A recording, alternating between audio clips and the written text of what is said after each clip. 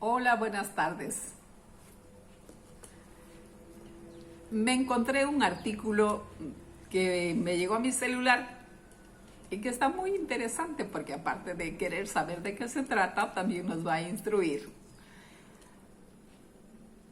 Su título dice Carta de una profesora para los ignorantos e ignorantas. Con acertadísima y lapidaria frase final. Está escrito por una maestra de un instituto público, que dice lo siguiente: yo no soy víctima de la Ley Nacional de Educación. Tengo 69 años y he tenido la suerte de estudiar bajo unos planes educativos buenos, que primaban el esfuerzo y la formación de los alumnos por encima de las estadísticas de aprobados y de la propaganda pública. Propaganda política. En jardín, así se llamaba entonces lo que hoy es educación infantil, mire usted, empecé a estudiar con una cartilla que todavía recuerdo perfectamente. La A de araña, la E de elefante, la I de iglesia, la O de ojo y la U de uña. Luego, cuando eras un poco mayor, llegaban semillitas.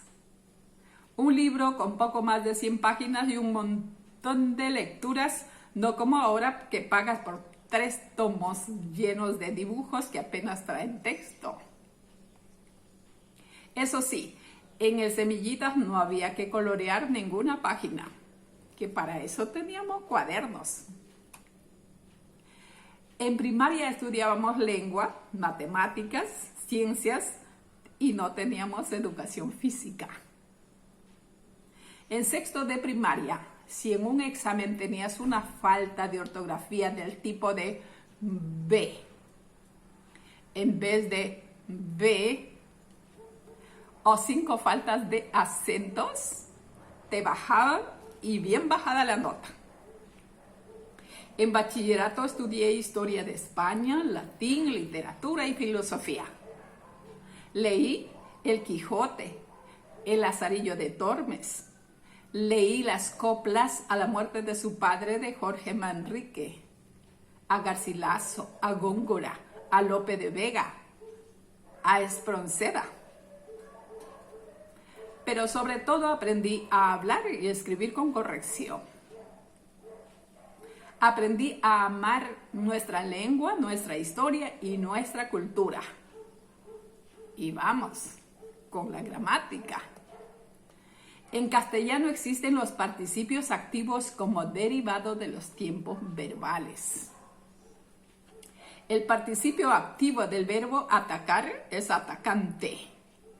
El de salir, saliente. El de cantar, cantante. Y el de existir, existente. ¿Cuál es el del verbo ser? Es ente, que significa el que tiene identidad. En definitiva, el que es. Por ello, cuando queremos nombrar a la persona que denota capacidad de ejercer la acción que expresa el verbo, se añade a este la terminación ente. Así, al que preside